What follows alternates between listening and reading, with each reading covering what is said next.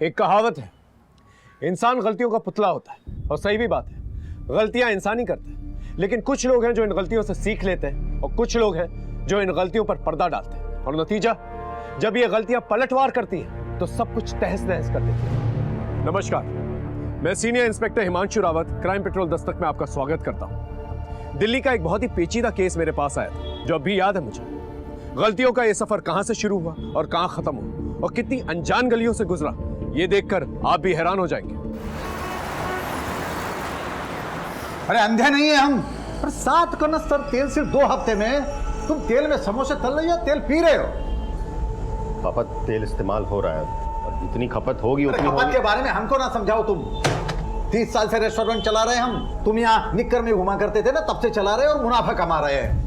जब से तुमने और तुम्हारे बहन ने काम करना शुरू किया है ना, माल की खपत ज्यादा हो गई पर धंधा वहीं के वहीं है। कहाँ है तुम्हारी बहन? घर चली गई जल्दी।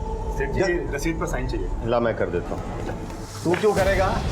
हम मालिक है ना, तो हम साइन करेंगे। अपने दिमाग को ज्यादा मत दौड़ाओ। ये इसी का बेटा है कि सौतेला है?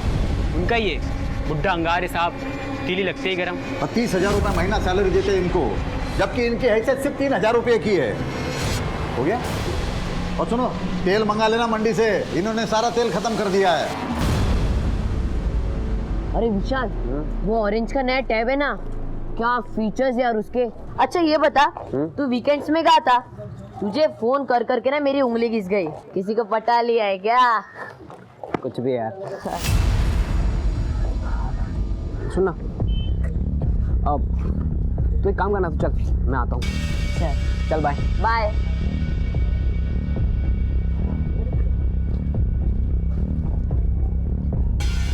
क्या बेटा हीरो, खुद को बहुत बड़ा स्मार्ट समझ रहा है क्या? 6 इंस्टॉलमेंट बकाया है तेरी। वो मैं देता हूँ ना, कुछ अरेंजमेंट कर रहा हूँ। ए हीरो, सीधे पैसे दे दे, नहीं तो लटका देंगे। भैया जी ने तो बोल दिया तुझे उठाने को। 2 दिन, कल और परसों, समझ गया ना? चल निकाल।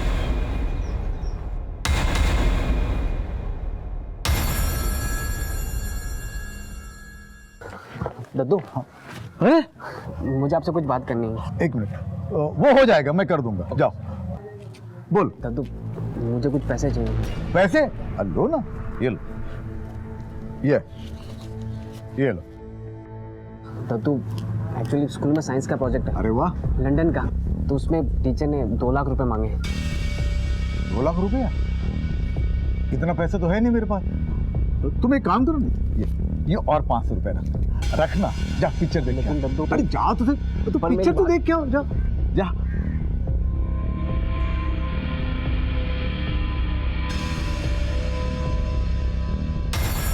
रस्तों की तुम बाप नहीं हो हमारे जो तुम्हारा कहना मान ले। अरे शर्मा जी, ये मैं थोड़ी ना कह रहा हूँ, ये हाउसिंग सोसाइटी वाले कह रहे हैं। पिछले 3 साल से आपके यहाँ का इंतजार कर रहे हैं। अब देखिए बिल्डर अच्छा है, आपकी वजह से काम रुका पड़ा हुआ है। ये कंसर्न लेटर पे साइन कर दीजिए ताकि आगे का काम आगे बढ़ सके। तो बढ़िया ना, बिल्कुल आगे बढ़िए। और रस्तोगी जी, आप तो बिल्डर के खास आदमी हो, आपको तो बड़ा एरिया मिलेगा। और हमारे घर तुड़वा के यहाँ पे जो बिल्डिंग बनेगी, वो एक ही बिल्डिंग में सारे छोटे छोटे फ्लैट में हमको घुसा दिया जाएगा, और जो मलाई है वो खुद हड़प लोगे। देखिए, धंधा हम भी अच्छे से जानते हैं, पहले भी कई बार बोल चुके हैं, आज फिर एक बार बोलते हैं। इस सोसाइटी में हमारे 2 घर हैं, एक हमारा, एक मनीष का। तो ये मकान तुड़वा के जो बिल्डिंग बनेगी, उसमें हमें 3 फ्लैट मिलने चाहिए। एक हमारा, एक हमारे बेटे मनीष का, और एक हमारे पोते के नाम, क्योंकि दादा की प्रॉपर्टी में पोते का भी उतना ही हक होता है। शर्मा जी, ये इम्पॉसिबल है। तो हमारी साइन भी इम्पॉसिबल है। जाओ। बहुत हो गया मनोहर साहब, रस्तोगी जी का ऑफर बहुत अच्छा है सबके लिए, मान जाइए वरना कोर्ट जाना पड़ेगा। तो जाओ ना। अरे धमकी किसे दे रहे हो? जाओ। अरे पापा मान जाइए ना। चुप कर रहे। तू क्या जानता है दुनियादारी क्या होती है? कहाँ साइन करना है? यही है ना, इसी पे साइन करवाना है ना। ये लो, हो गई साइन। हाँ, मकान दे रहे हैं हमें।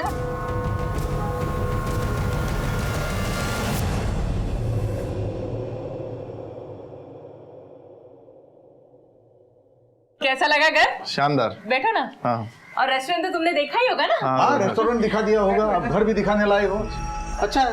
पापा, ये विकास है, मैंने बताया था ना। हाँ, तो तुम शादी करना चाहते हो इससे? जी। उम्र क्या है तुम्हारी? 26। और इसने कितनी बताई अपनी? 27 बताइए पापा। 34 की है ये, तुमसे 8 साल बड़ी है। करते क्या हो? शॉप है। तुमको पूछा है? देखो बात ऐसी है भाई, ना तो शादी का कोई खर्चा मिलेगा ना दहेज मिलेगा। और ये जो रेस्टोरेंट की बात बता रही थी अभी, वो तो जब तक हम जिंदा है उसमें से एक भी ढेला ना तो इसे मिलने वाला है ना तो इसके भाई को मिलने वाला है। ये दोनों हमारे पास सैलरी पे है। पापा आप क्या कह रहे हैं? चुप कर। हम जानते हैं ऐसे मुखोरों को, ये तुमसे नहीं हमारे दौलत से रिश्ता जोड़ना चाहते हैं। तो तुमने मुझे मेरी बेइज्जती करने के लिए बुलाया यहाँ? कैसी बेइज्जती? बेइज्जती उसकी होती है जिसकी कोई इज्जत हो। औकात क्या है तुम्हारी? निकलो यहाँ से, निकलो। विकास, विकास सुनो ना, विकास, विकास। पापा नहीं, दुश्मन है आप। इसके पहले भी 9 रिश्ते आप रिजेक्ट करवा चुके हैं। 34 की हो गई हूँ मैं। पूरी जिंदगी बर्बाद करती मेरी। किसी की जिंदगी हम बर्बाद नहीं कर रहे हैं। आदमियों को पहचानने के मामले में तुम तो बिल्कुल जीरो जीरो। और जब तक हम जिंदा हैं इस घर में किसी की मनमानी नहीं चलेगी।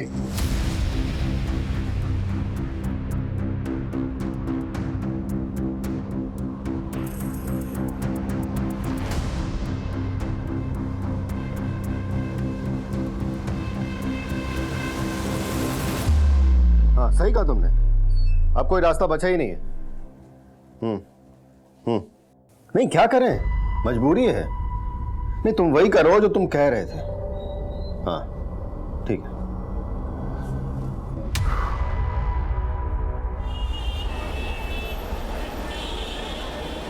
सेठ जी वो राशन वाला आया है। हाँ।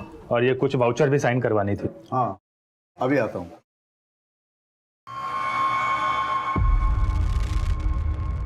शुभम। जी सेठ जी। ये लो। हाँ ये लीजिए।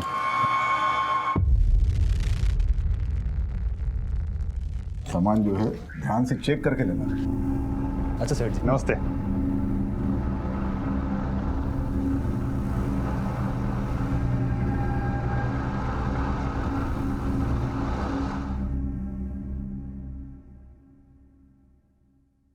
₹1000 चाहिए था हमें। 1000 रुपये किस लिए? पिछले हफ्ते तुमने 2000 रुपये लिए थे। अब देते हैं कि हम जाएं, कल से आएंगे नहीं। और फिर पता है ना उसके बाद क्या होगा। ना सुनने की आदत नहीं है। कोई पैसा नहीं मिलेगा, तुमको जो करना है कर लो, जाओ। ठीक है, अब देखिए हम क्या करते हैं। अरे ये क्या कर रहे हैं आप? दो ना उसे पैसे। कुर्सी यहाँ। अरे क्या छोटी छोटी बातों में नाराज हो जाती है। पैसे 1000 रुपये चाहिए ना, ये लो तुम्हारे 1000 रुपये। रोटी और भाजी हमने बना दी है, बर्तन हम कल धोएंगे। और हाँ, रविवार को हम नहीं आ रहे।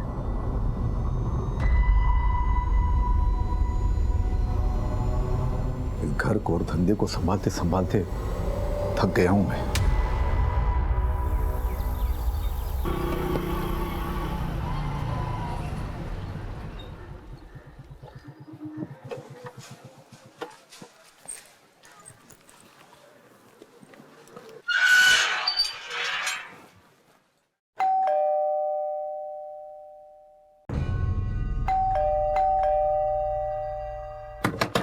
सेठ जी दरवाजा खोलिए।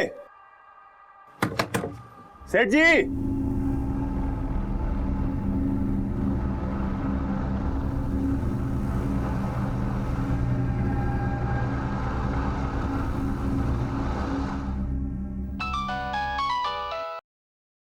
हाँ बोल शुभम। हाँ मनीष भैया, अरे वो हम सेठ जी को लेने के लिए आए थे, लेकिन कब से डोरबेल दबा रहे हैं, कोई दरवाजा ही नहीं खोल रहा है। क्या? अरे बहुत देर से ट्राई कर रहे हैं, कोई रिस्पॉन्स ही नहीं आ रहा है। आप जल्दी आइए यार, हमको बहुत टेंशन हो रहा है। अच्छा मैं चाबी लेकर आता हूँ अभी। हाँ रुकना वहीं पर। हाँ अरे त्रिखा, लेकिन अभी अरे अभी तक नहीं खुला भैया, देखिए अभी तक नहीं खुला। चलो चलो चाबी ला। कब से डोरबेल दबा रहे हैं हम। हाँ आ जाओ आ जाओ।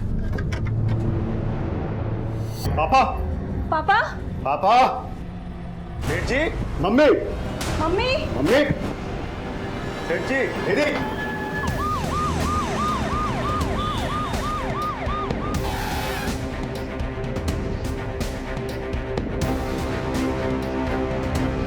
सर सभी मौत स्ट्रैंगुलेशन की वजह से हुई है। सर मुझे तो लगता है रस्सी या ऐसी किसी चीज़ से हत्या की गई, लेकिन हमें यहाँ से ऐसी कोई चीज़ मिली नहीं। और कबर्ड और रूम की हालत देख कर लगता है कि लूटपाट की वजह से ही हत्या की गई है। कोई फोर्स्ड एंट्री? नहीं सर। इसका मतलब ये लोग कातिल को जानते थे। कातिल के लिए दरवाजा खोला, कातिल अंदर आया, इनको मार के फरार हो गया। 3 हत्याएं हुई। सभी थानों को अलर्ट करो और पता करो कोई लूट मार वाला गैंग सक्रिय तो नहीं हो। सर घर में ज्यादा पैसे नहीं रहते थे। रेस्टोरेंट की कमाई हर तीसरे दिन पापा बैंक में जमा करवा देते थे। तो सर मम्मी के जेवर भी ज्यादातर लॉकर में ही रहते थे बैंक के। आप लोग किधर रहते हैं? सर मैं और मेरी फैमिली यहीं कॉलोनी में आगे रहते हैं। कल मैं आया था पापा से मिलने। क्यों? रोज ही आता हूँ सर गुड नाइट कहने। क्या बातचीत हुई थी कल? दरअसल मेरी बहन निधि अपनी शादी को लेकर बहुत परेशान थी सर। 34 साल की हो गई थी। जब पापा उसके लिए लड़का ढूंढ रहे थे तब उसने मना कर दिया और वो खुद अपने लिए लड़का ढूंढ रही थी। पापा बता रहे थे कि कल उसने किसी लड़के को बुलाया था, पर क्योंकि उसकी उम्र कम थी पापा को पसंद नहीं आया तो पापा ने उसे बेइज्जत करके भेज दिया। क्या नाम था उसका? मालूम नहीं। आप ये मेरी वाइफ। जी क्या नाम है आपका? जी मेरा नाम त्रिखा है। घर में और कौन कौन? जी मेरा बेटा विशाल है जो अभी स्कूल गया हुआ। घर में कोई नौकर चाकर है? जी हाँ, मेरी नौकरानी है, तुलसी नाम है उसका। रात में वो यहीं रहती है? जी नहीं, काम कर कर चली जाती है अपने घर। रोज सुबह 8 बजे आ जाती है, पता नहीं आज कहाँ रह गई। फोन भी नहीं आया उसका। साहब मैं कल रात को सेठ जी को मिला था। रोज आता हूँ वो वाउचर पे दस्तखत लेने के लिए। रात सुबह क्यों आए? सुबह सेठ जी को मैं रेस्टोरेंट लेने के लिए आता हूँ। रेस्टोरेंट में किसी से कोई दुश्मनी? नहीं सर ऐसा कुछ नहीं है। कल रात कितनी देर तक थे तुम यहाँ? साहब मैं तो बस वाउचर्स में साइन करा के निकल गया था। सर मुझे तो ये डकैती या हत्या का मामला लग रहा है। नहीं सिंह, मनोहर के बेटे का कहना है कि हर 2 दिन के अंदर वो बैंक में पैसे डिपॉजिट किया करता था और गहने जेवर तो तिजोरी में। चोरी सिर्फ एक बहाना है पुलिस को गुमराह करने का। असली मसला कुछ और है। हो सकता है सर। ये इनके यहाँ जो काम करती है तुलसी, उसे पूछताछ के लिए बुलाओ और निधि के कॉल रिकॉर्ड चेक करो। पता करो कौन सा आदमी जिसे उसने घर पे बुलाया था। तो आपके कहने का मतलब है कि उसने अपनी बेइज्जती का बदला लिया। लेकिन सर अगर वो ऐसा करता भी है तो निधि को क्यों मारेगा? अभी फिलहाल कुछ कहा नहीं जा सकता। घर वालों के कॉल रिकॉर्ड चेक करो और आस पड़ोस में पूछताछ करो, शायद किसी ने कुछ देखा। सर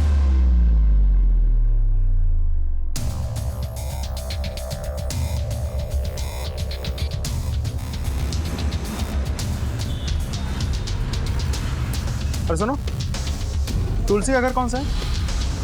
सर वो सर उसके घर पर तो डाला है, इसके बाजू में उसकी बहन चमेली का घर है, उनसे पूछ लेना सर। साहब तुलसी बहन है मेरी, मनोहर साहब के यहाँ काम छोड़ने बोल रही थी। क्यों? क्या मालूम साहब क्या हुआ है वहाँ पे। जब भी वो बोलती थी काम छोड़ने के लिए मनोहर साहब उसकी तनख्वाह बढ़ा देते हैं। अच्छी तुलसी और कहाँ कहाँ काम करती है? बस मनोहर साहब और उनके बेटे मनीष के यहाँ काम करती थी। मनीष? अरे साहब मालूम नहीं कैसे हर महीने तनख्वाह बढ़ती थी तुलसी की मनोहर जी के घर पे। हर महीने? कहीं मनोहर जी का कोई चक्कर तो नहीं था तुलसी के साथ? इस तरह से अचानक उसका गायब हो जाना कोई बड़ी वजह तो जरूर होगी। इस तुलसी के बारे में जल्द से जल्द पता लगा और फैमिली से पूछताछ करो, शायद कुछ पता चले। सब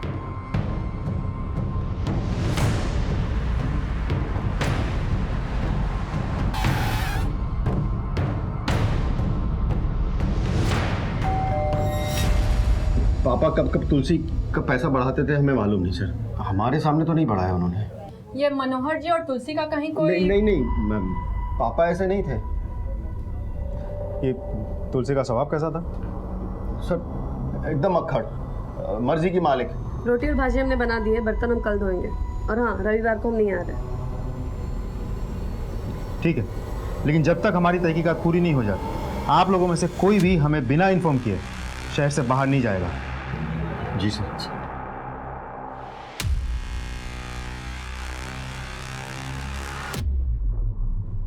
इस तुलसी का कोई तो चक्कर है।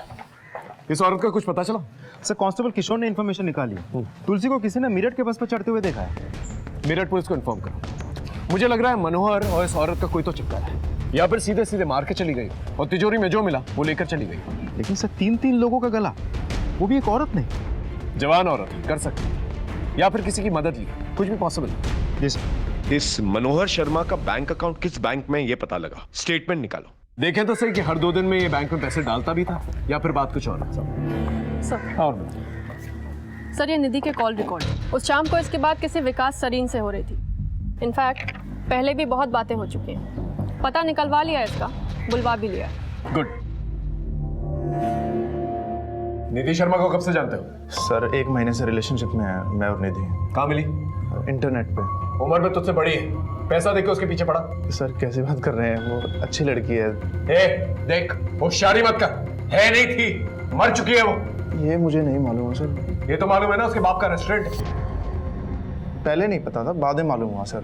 और निधि ने मुझे खुद प्रपोज किया था सर। अपने पापा से भी उसी ने बात करी थी। मैं जब उस दिन उसके घर गया, उस बुढ़े ने निधि के पापा ने सर मेरी इज्जत उतार ली। मैं मानता हूँ सर कि मन में थोड़ा लालच था कि मैं भी बड़े घर का दामाद बनूँ। और दामाद बन नहीं पाया तो सबको मार के बदला ले लिए। उस रात को कहाँ था तू? सर यहीं था, बस्ती में ही था। लॉकअप पे मत करो सर। लेके जाओ। सर मैंने कुछ नहीं किया, आप पता करवा लीजिए, मैं बस्ती में ही था। सर सिंह, पता करो ये सच बोल रहा है कि नहीं, और मनोहर का बैकग्राउंड चेक करो। अगर एक सड़क चलता आदमी उसकी लड़की के जरिए उसे टारगेट कर सकता है तो कुछ और लोग भी हो सकते हैं। चलो। कहाँ था तू इतने दिनों से? कितने दिनों से फोन ट्राई कर, फोन क्यों नहीं उठाता तू? झुमके मेरे लिए अपने ब्याह के दिन पहनूंगी। चल बता कब रचा रहा है ब्याह, और ज्यादा टाल मटोल मत करना। कैसी लग रही हूं मैं?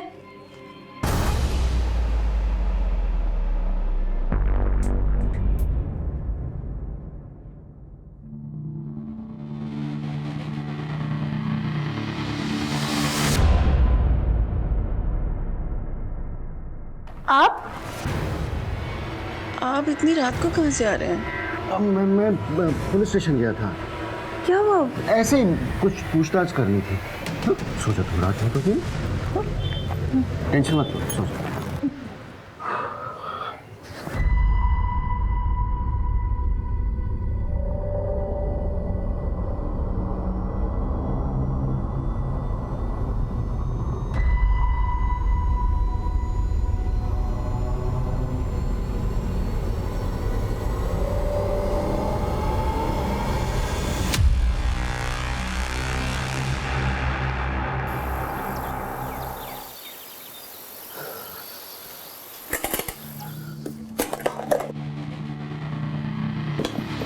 क्या कर रहे हैं तुम?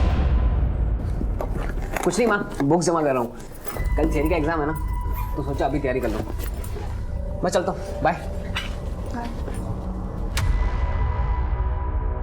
वो क्या है ना साहब, सेठ जी थोड़ा कड़वा जरूर बोलते थे, लेकिन दिल के बहुत अच्छे थे। अभी कुछ 15 साल से ये मनीष भैया और निधि दीदी यहाँ पर नौकरी करते थे। नौकरी करते थे मतलब? ये रेस्टोरेंट तो उन्हीं का है ना? बेटा बेटी को निकम्मा बोलते थे मैडम, और सेठ जी मनीष भैया पर भरोसा नहीं करते थे। किसी की भी इज्जत उतारने में आगे रहते थे, यहाँ तक कि बेटा बेटी को भी नहीं छोड़ते थे। यह आदमी मनोहर शर्मा कहीं अपनी स्वभाव के चलते किसी की नफरत का शिकार तो नहीं बन गया?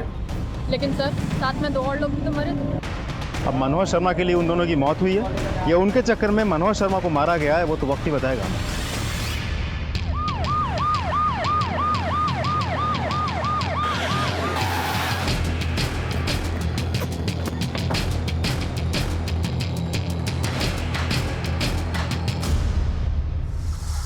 ये देखिए,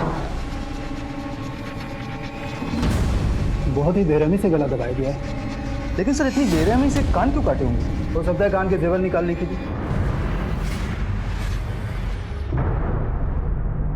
सर ये फोन मिला है, लगता है इस लड़की का है। इस नंबर को CDR में भेजो, सारे डिटेल्स निकालो। अब फॉरेंसिक टीम को बोलो, लाश को पोस्टमार्टम के लिए भेजो। जी सर। हाँ साहब, यहाँ का सेक्रेटरी मैं ही हूँ। डेवलपर का खास आदमी है भुवन रस्तोगी। 3 साल से मनोहर साहब के पीछे पड़ा है कंसेंट पेपर पे साइन कराने के लिए। रस्तोगी बोल रहा था अब तो बुढ़े के मरने के बाद ही कुछ हो पाएगा। क्या है ना कि करोड़ों अटका हुआ है डेवलपर का। अच्छा एक बात बताइए, अब जब मनोहर जी नहीं रहे, उनकी डेथ हो गई, तो पेपर पे साइन कौन करेगा? कौन करेगा? बेटा बेटी। और सॉरी, बेटी तो मर चुकी है, मनीष ही करेगा। उसको तैयार भी कर लिया है रस्तोगी ने।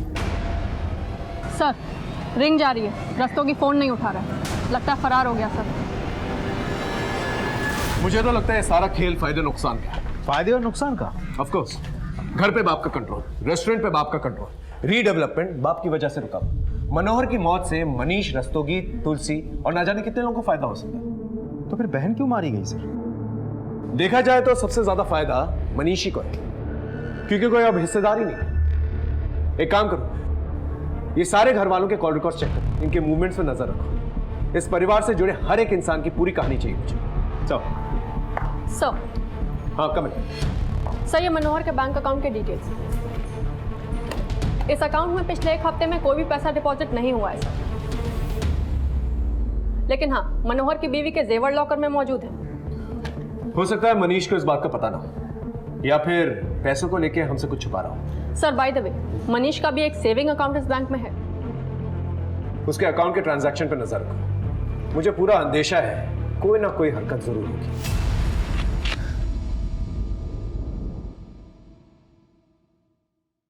भाई अभी 1 लाख रुपए रखो, बाकी देता हूँ बाद में। क्या बोला था तुझको? प्लीज भाई, अभी मैं इतना ही निकाल पाया, मैं खुद करता हूँ कुछ अरेंजमेंट। 2 दिन है तेरे पास, समझा ना? जैसे तीनों मरे ना घर पे तेरे, वैसे तुझे भी। चल निकल निकल निकल। सर 16 अक्टूबर यानी कि मर्डर की रोज, दोपहर को आधा घंटा और शाम में 5 मिनट मनीष और रस्तोगी में बात हुई। मैं कम इन सर? कम इन। सर, अभी अभी बैंक से फोन आया था। मनीष ने अपने अकाउंट में 9 लाख रुपए डिपॉजिट कराए, वो भी कैश।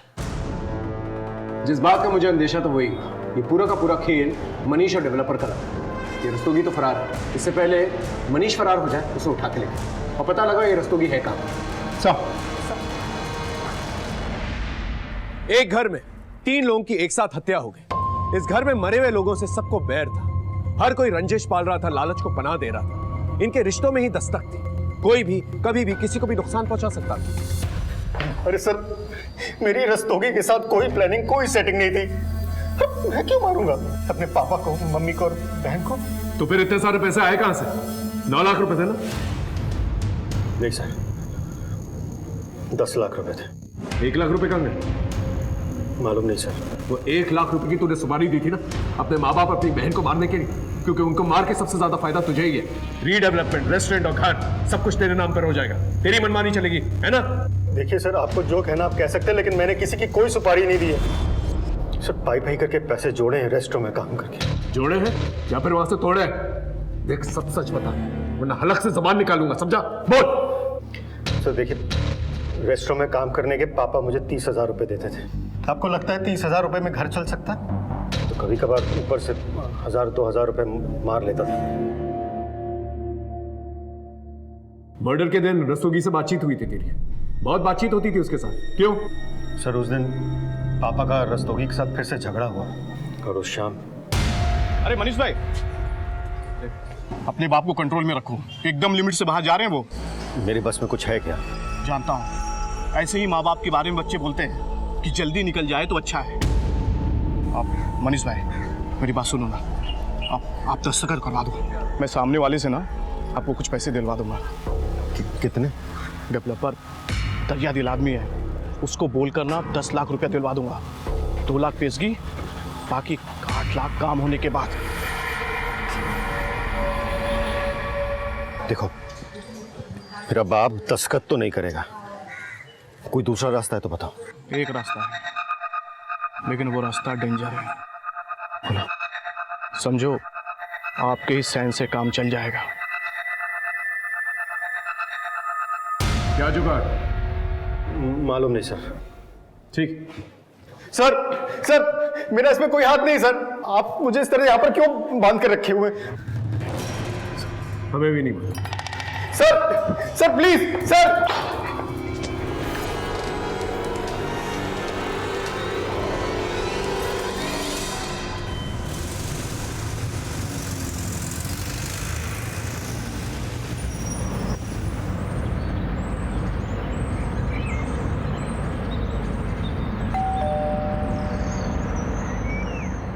क्या काम है?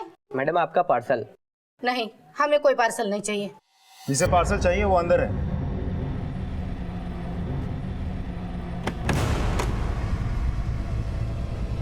वो मिला, वो वाला रूम देखो।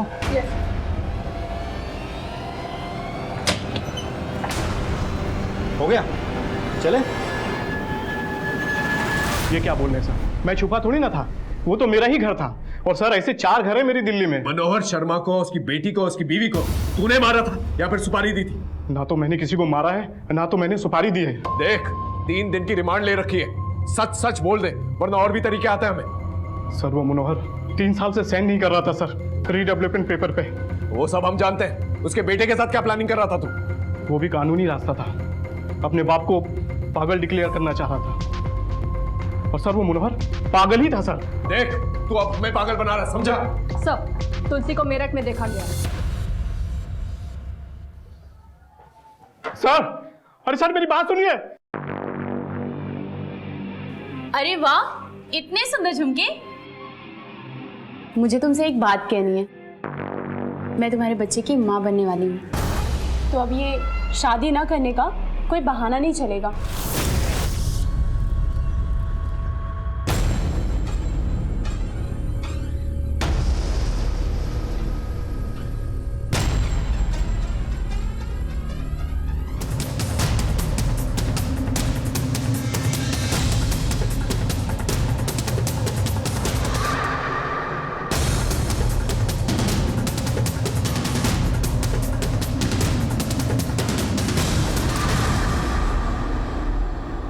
साहब हम डर गए थे साहब। उस घर के लोग सब एक दूसरे के पीछे ही पड़े रहते थे, हम पे भी शक कर रहे थे साहब।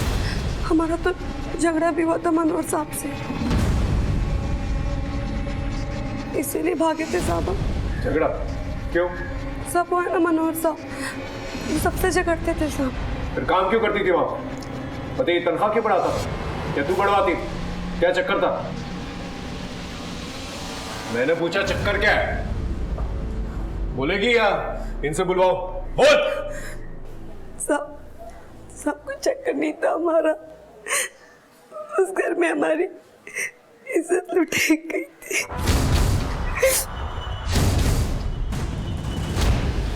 क्या? किसने? मम्मी, मैं अंकित के पास जा रहा हूँ, आता हूँ।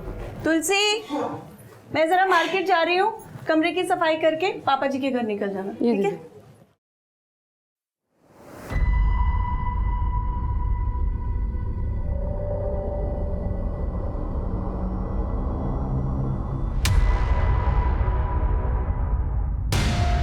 ये बात मैंने पापा जी को बता दी। तू मेरी औलाद है या पिछले जन्म का दुश्मन? ये औरत अगर बाहर चली गई, बात बाहर फैली तो इज्जत किसकी उछलेगी? हमारी, क्योंकि तेरी तो कोई इज्जत है ही नहीं रे। बस आप इस बात को यही रफा दफा कर दो। ऐसे कैसे इस बात को यही रफा दफा कर दे पापा जी? इज्जत तो हमारी लुटी गई है यहाँ पे, इंसाफ अब आपको दिलाना होगा। तुलसी, मेरी बात सुनो आप। नहीं पापा जी। अच्छा एक बार सुन तो लो, नहीं समझ में आया तो जो तुमको करना है वो करना। हाँ? आओ तो सही, मैं समझाता हूँ। आप देख तुलसी, हम मानते हैं कि तुम्हारे साथ जो भी हुआ है गलत हुआ है। तो तुलसी, ये मर्द जो है ना कुत्ता होता है, बिल्कुल कुत्ता। मारा उसको, तुम्हारे सामने थप्पड़ मार दिए। तुलसी ये रखो, ये कुछ पैसे रखो, तुम्हें हमारी कसम है, पकड़ो पकड़ो, और देंगे हम। तुम चाहोगी उतना, पर आज के बाद तुम हमारे घर काम करोगी, पर कहीं और काम नहीं करना है। मुंह है तो बात कहीं ना कहीं कभी ना कभी मुंह से निकल जाती है ना, लेकिन अगर ये बात बाहर किसी को मालूम पड़ी तो मनीष का तो जो होना है वो होगा ही, पर तुम्हारी इज्जत भी जाएगी। तुम्हारे साथ जो हुआ वो अपराध था, तुमने पुलिस में कंप्लेन क्यों नहीं की? साहब हमें अपनी बात में फंसा लिया था पापा जी ने, अपनी इज्जत की दुआई देके। तुम्हें क्या लगता है ये मनीष ने अपने माँ बाप और अपनी बहन को मारा है? पता नहीं साहब, उस घर में सब एक जैसे हैं, बच्चा हो या बड़ा। मतलब? वो मनीष का बेटा विशाल, पापा जी सबसे ज्यादा उसे ही मानते थे, और वो पापा जी से हमेशा पैसे मांगते रहता था, और पापा जी उस पर हजारों लुटाते थे साहब। इतने पैसों को करता क्या था? पता नहीं साहब, स्कूल में है मगर बड़ों वाली सारी बुरी हरकतें हैं उसमें, और एक नंबर का बिगड़ैल है सर। और एक बार तो साहब से उसने 2 लाख रुपए मांगे। टीचर ने 2 लाख रुपए मांगे। उर्मिला, इनका स्टेटमेंट लो और इस मनीष के खिलाफ केस दर्ज करो। सर मुझे समझ में नहीं आ रहा, इतने कम उम्र के लड़कों को इतने पैसों की क्या जरूरत आन पड़ी? ड्रग्स वग्स का तो कोई चक्कर नहीं है सर। कहीं ऐसा तो नहीं कि विशाल ने अपने दादाजी से पैसे मांगे हो, दादाजी ने पैसे देने से इनकार कर दिया तो उसने दादाजी को मार दिया? ये बात तो विशाल ही बेहतर बता सकता। उसे उठवाओ। सर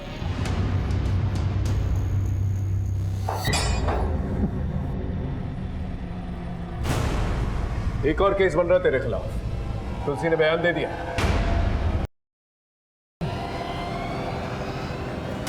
गलती हो गई सर, पर मैंने पापा मम्मी और बहन को नहीं मारा सर। मुझे माफ कर दो सर, गलती हो गई, बहुत बड़ी गलती हो गई sir. Sir please. Sir call आया था, विशाल घर, स्कूल, ट्यूशन वगैरह ऐसी किसी जगह पर भी नहीं है। उसका फोन भी स्विच ऑफ आ रहा है। विशाल ने क्या किया? विशाल ने अपने दादा से 2 लाख रुपए मांगे। पता है क्यों? सर ये तो पता है कि पापा ने उसे पैसे देकर बिगाड़ दिया था, लेकिन 2 लाख रुपए क्यों मांगे थे मालूम नहीं। ऐसा करो, विशाल का फोन सर्वेलेंस पे डालो और दिल्ली से निकलने वाले सारे एग्जिट पॉइंट्स को अलर्ट करो और विशाल के फोटो सर्टिफिकेट लेकर।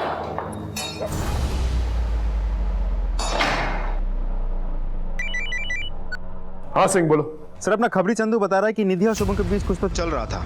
दोनों को कई बार एक साथ देखा गया है। इस शुभम से पूछताछ करो, पता करो मामला क्या है।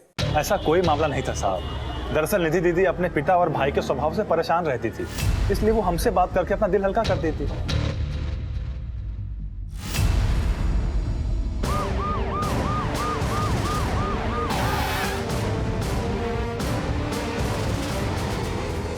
सर ये आई कार्ड मिला है।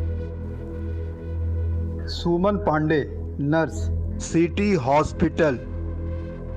मोडस ऑपरेंडी तो सेम है और इसके कान भी काटे गए। इस घर में और कौन रहता है?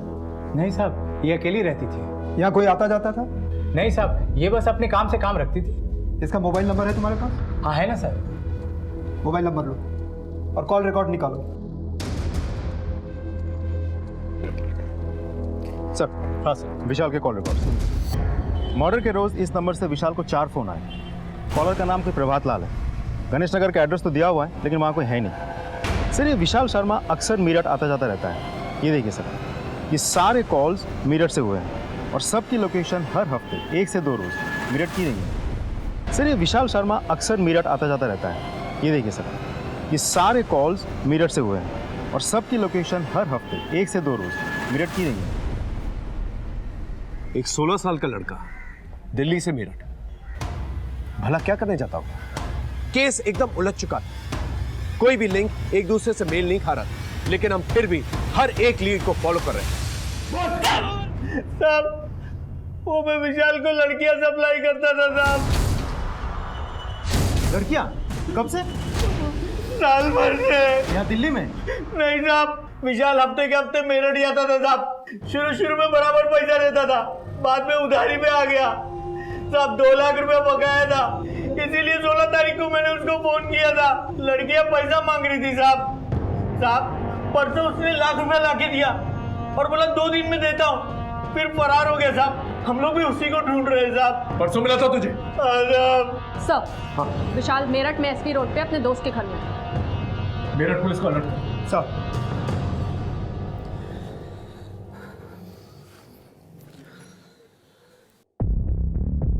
अरे विशाल, अरे इतना टेंशन में क्यों यार? हर बार आता है मस्त रहता है, इस बार क्या हुआ तुझे? कुछ नहीं यार।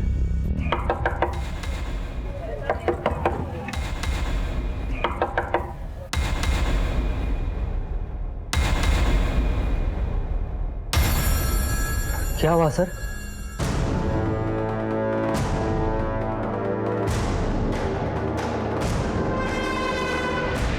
सॉरी सर, वो मुझे लड़कियों का शौक लग गया था।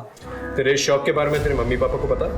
नहीं सर, मम्मी पापा को मत बताना सर, प्लीज सर, उन्हें मत बताना सर। अपने दादा दादी और बुआ को कैसे पता? दादा दादी और बुआ को नहीं मारा मैंने सर। फिर वो 1 लाख रुपए कहाँ से आए जो तूने परसों चुकता किए? सच बता दे, अपने दादाजी को मार के तिजोरी से पैसे निकाले थे ना तूने?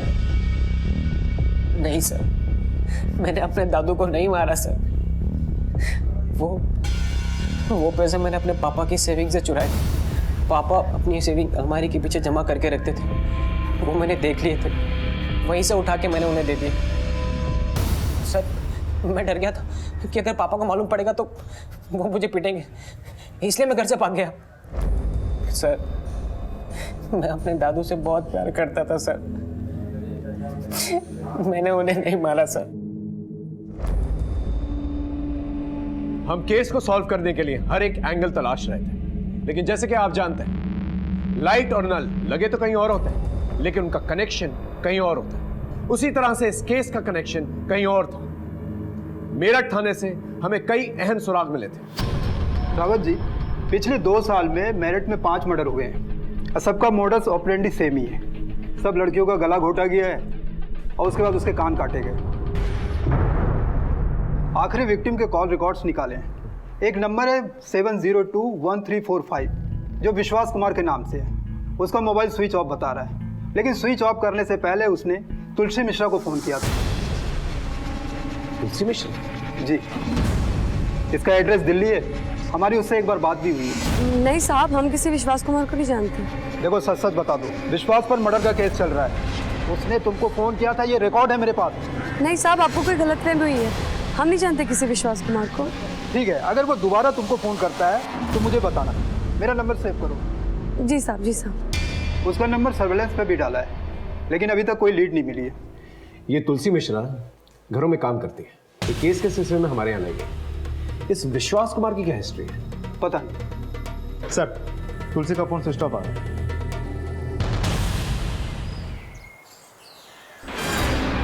चलिए दूर हटिए आप लोग। सर, हाँ।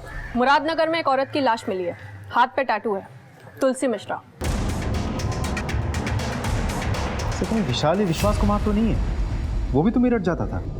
ये विश्वास कुमार तुलसी के टच में था और अब तुलसी मर गई है। इस तुलसी के कॉल रिकॉर्ड दोबारा से चेक करो। वहाँ के मर्डर्स और यहाँ के मर्डर्स में कॉमन लिंक तुलसी है। इसी के जरिए हमें पता चल सकता है कि मनोहर उसकी बीवी और उसकी बेटी को किसने मिला। मनोहर उसकी फैमिली से जुड़े सभी लोगों के कॉल रिकॉर्ड्स दोबारा से चेक करो, शायद कुछ मिल जाए। अब मामला कुछ साफ होने लगा था।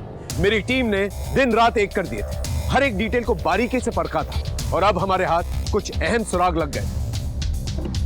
मैं कमिंग सर? कमिंग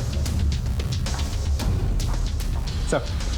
तुलसी मिश्रा के कॉल रिकॉर्ड। तुलसी से फ्रीक्वेंटली बात सिर्फ निधि, त्रिका इसकी होती थी और सर यही हर हफ्ते मेरठ भी जाता था। देर आए दुरुस्त कर।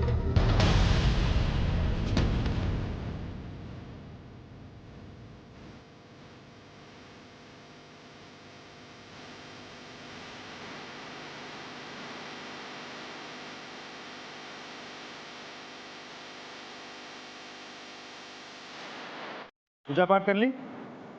चला प्रसाद हम देंगे तुझे, चल। साहब, अरे चल, अरे उठिए साहब। बताता हूँ साहब, अब हम क्या बताएं साहब। बचपन में ही अनाथ हो गया था, सारी गलत हैबिट हमको लग गई। कक्षा 10 तक पढ़ाई किए, फिर उसके बाद आउट, फिर धीरे धीरे लड़की लोगों से दोस्ती हो गया हमको, उनकी लत लग गई। वहाँ मेरठ में एक कैंटीन में काम पकड़ लिया था, लात मार के भगा दिया हमको वहाँ से। फिर मैं दिल्ली आ गया साहब, फिर मैं मनोहर साहब के यहाँ काम पर लग गया। मनोहर साहब को एक भरोसे का आदमी चाहिए था, फिर धीरे धीरे मैंने उनका भरोसा जीत लिया। अब यहाँ दिल्ली में कुछ नहीं करता था, बस अपना शौक पूरा करने के लिए मेरठ चला जाता था। मेरठ में 5 लड़कियों के मर्डर हुए थे, क्यों मारा उन्हें और उनके कान क्यों काटे? साहब, माँ ने झुमके दिए ये कहकर मैं सबको पटाता था। मैं तो बस उनके साथ टाइम पास कर रहा था साहब, लेकिन एक लड़की मेरे पीछे पड़ गई, जिद करने लगी कि शादी करना है, शादी करना है। फिर मैंने उसको मार दिया। ऐसा करते करते 5 लड़कियों की जान लेनी पड़ी। तुलसी मिश्रा, उसे क्यों मारा? मेरा और उसका सेटिंग हो गया था। आज एक फोन आया था मेरठ से, पुलिस वाले का था। पूछ रहे थे किसी विश्वास कुमार के बारे में। फिर तुमने क्या कहा? हम क्या कहते, हम कहाँ जानते हैं कि कौन है विश्वास कुमार। हाँ, लेकिन बोल रहे थे कि खून किया है उसने।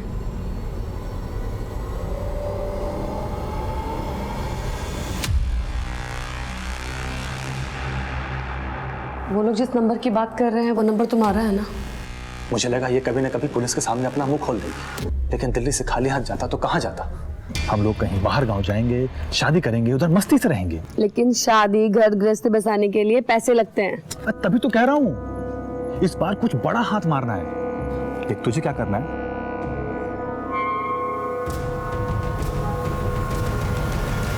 लेकिन हमारी एक शर्त है, कोई खून खराबा नहीं। प्रॉमिस। ये ले उस घर की डुप्लीकेट चाबी, लेकिन जो हमने कहा था याद है ना? हाँ, टेंशन मत ले।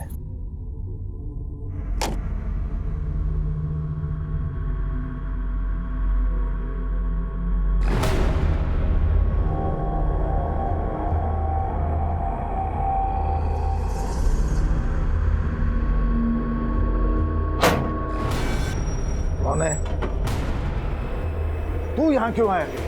चोरी करने आया है कमीने? रुक!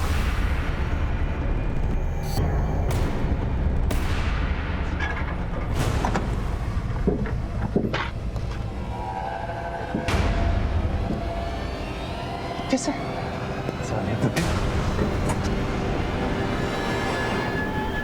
फिर तुलसी गायब हो गई और जब आप उसको ढूंढ करके लाए उसके बाद हम तुलसी को मिले थे। तूने कहा था कि कोई खून खराबा नहीं होगा, तीनों को मार दिया तुमने।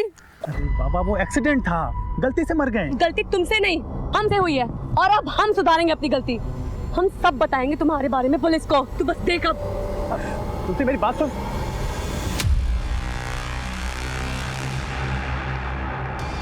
हम क्या करते साहब, कोई ऑप्शन नहीं बचा था।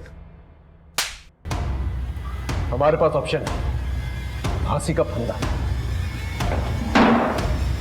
साहब साहब, देखा आपने इस केस में कितनी दस्तकें थी। मनोहर ने अपने बेटे से ज्यादा शुभम पर भरोसा किया। वो अपने पोते को हजारों रुपए देता रहा बिना ये जाने कि उन पैसों का करता क्या है। मनीष ने अपने बाप की दौलत ही नहीं लूटी बल्कि तुलसी की इज्जत भी लूटी। लेकिन तुलसी ने अपने पर हुए इस दुष्कर्म को छुपा के रखा। यहां तक कि जब शुभम के बारे में पुलिस ने पूछताछ भी की, तुलसी ने इस दस्तक को अनसुना कर दिया। त्रिखा ने अपने मुजरिम पति को पनाह दी, उसी गलती पे पर्दा डाला और यही सेम गलती मनोहर ने फिर से दोहराई। लोग गलतियों पे गलतियां करते चले गए, दस्तकें इग्नोर करते चले गए और नतीजा आपसी रंजिश का किसी और ने फायदा उठाया। निधि और निधि की मां बेमौत मारे। कभी भी कोई अनजान इंसान से दोस्ती करने से पहले उसे जान लेना बहुत जरूरी है। ये गलती कभी भी जानलेवा साबित हो सकती है। फिर मिलेंगे एक नए एपिसोड के साथ, तब तक देखते रहिए क्राइम पेट्रोल दस्तक। मकसद बताना नहीं, बचाना है।